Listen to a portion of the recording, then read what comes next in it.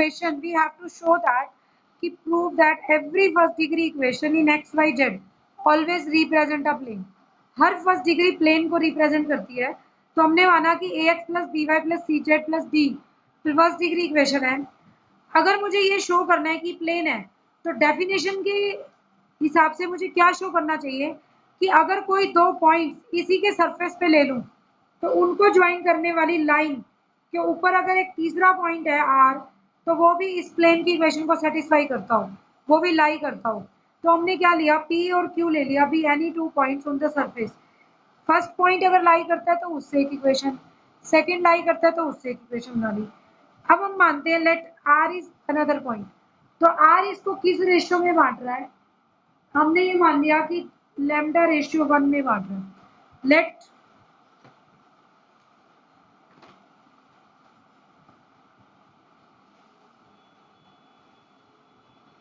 R divides PQ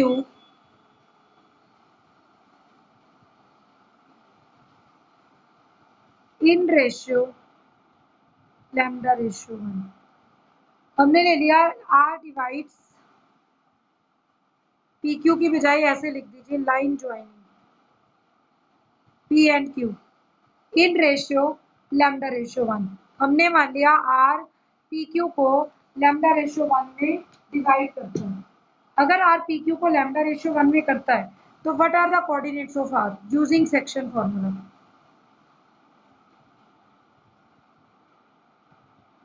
अगर मैं section formula use करूं तो R के कोऑर्डिनेट्स क्या होंगे, हमें पता है 1 into x one plus lambda into x one, x one plus lambda x two lambda plus one, y one plus lambda y two lambda plus one, z one plus lambda z two lambda plus one.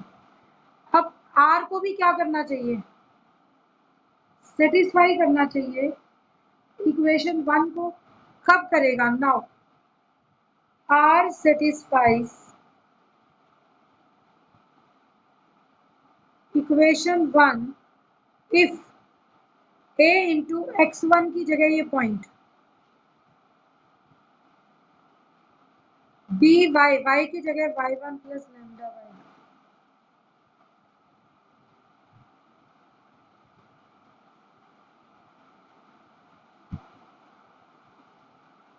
Plus d is equal to 0। अगर ये चीज 0 के बराबर आ जाए, 0 equal to 0 prove करना। This simplify 1 plus lambda सबका बाहर निकाल लो कॉमन, 1 बाई 1 प्लस लैम्डा हमने कॉमन ले लिया, अंदर रह गया a into x one plus lambda x one, b into y one plus lambda y two, c into z one plus lambda z two plus d into one plus lambda is equal to 0। ये term आ जाएगी 1 plus lambda. अब आप x1 वाले इकट्ठे करना सारे, a x1 b y1 c z1 plus d, lambda common रख दूं तो a x2 b y2 c z2 plus d equal to 0। अब हमने तो प्रूव किया था x1 y1 z1 और x2 y2 z2 pq के कोऑर्डिनेट्स हैं, कि पूरी ब्रैकेट किसके इक्वल थी, 0। तो ये आ गया 0 plus lambda multiply 0। This implies 0 by 1 plus lambda is equal to 0, 0 is equal to 0, which is true. Therefore, R satisfies equation 1.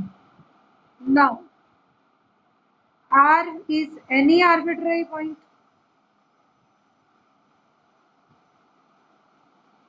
on line PQ. Therefore, अगर आर्बिट्री पॉइंट कोई भी लाई कर सकता है तो हर बार एक नया पॉइंट मानेंगे। तो therefore every point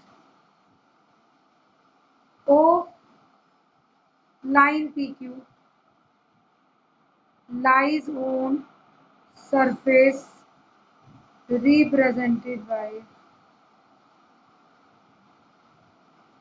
इक्वेशन और वो क्या है? हेंस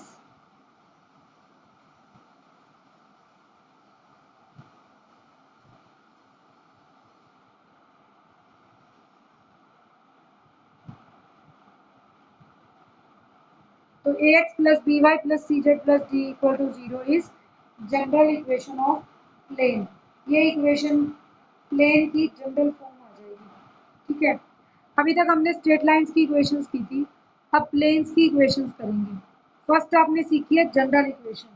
नेक्स्ट देखिए, अभी आज 13.6 नहीं कर पाएंगे, अभी तो आप 13.6 की सिर्फ थ्योरी समझ लीजिए कि थोड़ा सा बेस तैयार हो जाए।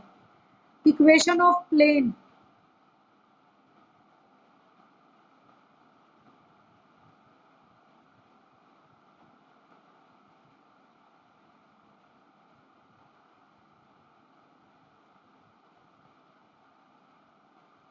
Equation of plane in normal form.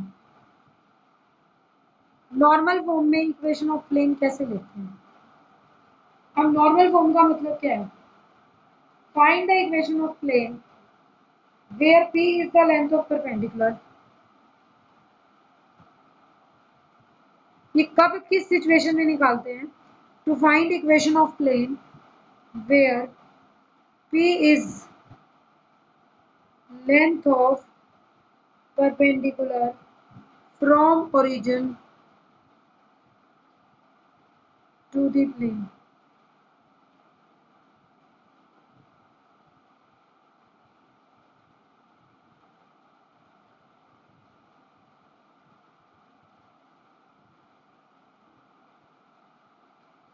And n cap is a unit vector parallel to normal to the plane। n cap एक यूनिट वेक्टर हो जाएगा जो कि प्लेन के नॉर्मल है। तो मुझे ऐसी इक्वेशन ऑफ प्लेन ढूंढनी है जहाँ पर p is length of perpendicular from origin, मतलब आपका कोई प्लेन है यहाँ पे ऐसी,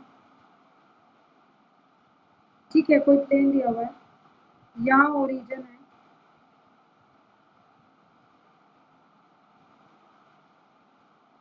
ओरिजिन से ये इसका बिल्कुल परपेंडिकुलर डिस्टेंस दिया हुआ है और यहाँ कोई p आर्बिट्रेरी पॉइंट है जिसका पोजीशन वेक्टर आ रहा है। ये p into n cap means कोई भी प्लेन दिया हुआ हो, अगर हम ये कहें कि p आपको लेंथ ऑफ परपेंडिकुलर बता दी from origin to the plane and n cap is a unit normal to the plane. आपको दो चीजें दे दी, p दे दिया और n दे दिया, इक्वेशन कैसे निकालेंगे? मीन्स आपको कोई प्लेन दे दिया गया है इस टाइप से और हमें ये बताया गया है कि इसका ओरिजिन से परपेंडिकुलर ये प्लेन दे दिया और ये ऐसे है, मान लो इसका ओरिजिन से एक तो परपेंडिकुलर डिस्टेंस कितना है और यूनिट नॉर्मल की वैल्यू भी बता दी। तो p को यूनिट नॉर्मल के अलोंग ले आएंगे क्योंकि p तो सिर्फ लेंथ है, मतलब मैंने कह दिया 5 यूनिट्स है तो एन कैप नॉर्मल तो लोगे ना वेक्टर में लगाने के लिए। तो अब ये कह रहे हैं कि इसकी इक्वेशन फाइंड आउट कीजिए। कैसे फाइंड आउट कर सकते हैं? ओ एन वैक्टर क्या होगा? P N. ओपी वैक्टर कितना है? R. What is NP vector? यहाँ पे कैलकुलेट करके देखें तो एनपी क्या होगा? O N plus NP is OP. तो NP is OP minus O N, r minus p n. ये क्या आ गया आपका? NP vector. अब एनपी वैक्टर किसके परपेंडिकुलर है? प्लेन का ये नॉर्मल था 90 degree. Now since ON is perpendicular to plane, that is NP vector is perpendicular to ON vector। तो NP वेक्टर का डॉट प्रोडक्ट कर दो, R minus p n dot o n कितना था? P n is equal to 0। This will become R minus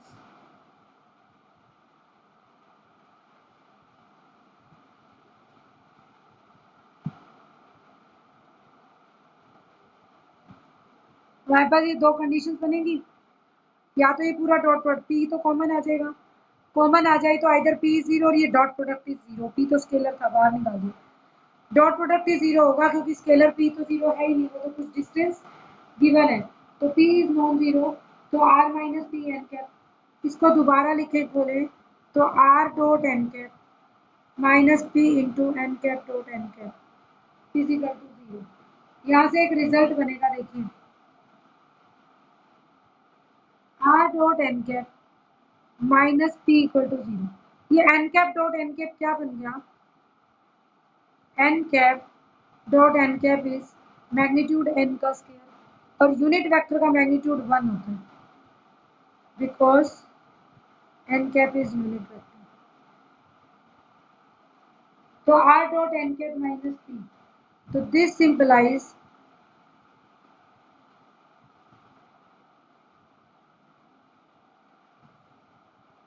this is the required normal form of equation. कभी भी आपको normal form लेनी हो तो नॉर्मल फॉर्म कैसे लेते हैं, जो नॉर्मल का वेक्टर दिया हुआ है और जितनी लेंथ है, आर आर्बिट्री लेते हैं हमेशा x i y j z के, तो r dot n cap is equal to p is the equation of plane in normal form.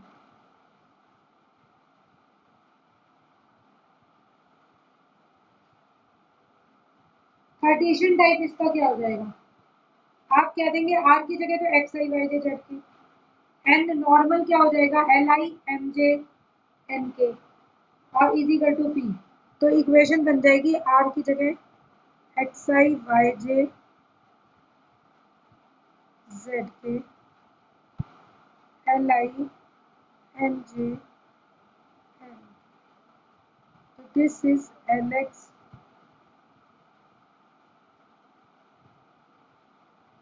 Plus m y plus n z is equal to p. ये आपकी Cartesian equation हो जाएगी, इसे normal form of equation कहते हैं। ठीक है, equation of plane, जब आपको पी लेंथ बताओ, एलिमेंट डायरेक्शन को साइंस बताओ, तब आप नॉर्मल फॉर्म लिख सकते हैं, या नॉर्मल वेक्टर दिया हुआ हो, तो इस इक्वेशन को बोलते हैं। बट ये एन कैप यूनिट नॉर्मल होना चाहिए। कई बार आपको यूनिट नॉर्मल नहीं दिया जाएगा, वहां पे बच्चे कंफ्यूज हो जाते हैं, तो इसके रिमार्क को बहुत ध्यान से देखना।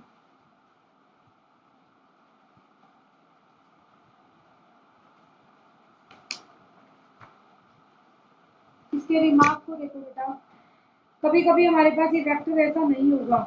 अगर हम ये कहें कि n is a vector normal to given plane, unit vector नहीं कहा हमने, सिंपल n वेक्टर ले लिया n कैप की बजाय, vector normal to given plane, then r dot n is equal to q लिखेंगे, अब p नहीं लिखेंगे।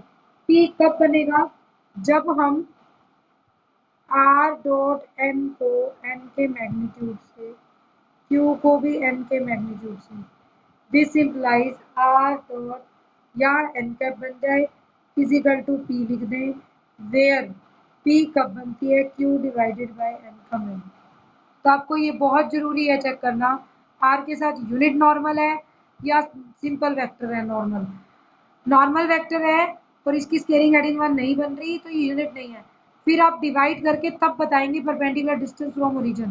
कई बार बच्चे क्या करते हैं, सपोज मैं एक वेक्टर दे दूं, there is equation of plane, बच्चे क्या देखते हैं r dot n is equal to p, तो हम कह देंगे 7 is the perpendicular distance from origin. गलत, 7 परपेंडिकुलर डिस्टेंस नहीं बनेगा क्योंकि 1 स्क्वायर 2 स्क्वायर 4 4 1 5 5 एंड 9 14, तो ये तो 14 बन रहा है, यूनिट नॉर्मल नहीं है। हम लिखेंगे आर डॉट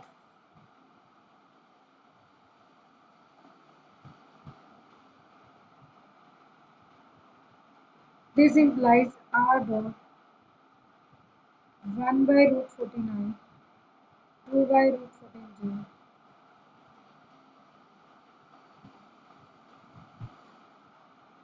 ये। तो what is perpendicular distance from origin, perpendicular distance of plane from origin is 7 by root 14। तो आप 7 नहीं लिखेंगे, तो ये बहुत ध्यान देने की चीज है। अगर यूनिट नॉर्मल है तो जो सामने वाली टर्म लिखी हुई है वही P है आपका प्रोबेबिलिटी रेजिस्टेंस। लेकिन अगर ये यूनिट नॉर्मल नहीं है तो ये P नहीं है, फिर ये Q है। जब आप डिवाइड कर देंगे तब आपके पास P बन जाएगा और ये रिप्रेजेंट ये भी प्लेन को ही करता है। ठीक है, तो ये नॉर्मल फॉर्म लिखने का तरीका है। और अभी इसके अंदर और भी प्लेन्स की इक्वेशन आएंगी, कार्टेशियन इक्वेशन लिखने को भी बोलेगा, तो आप लिख सकते हैं। तो ये आज का टॉपिक था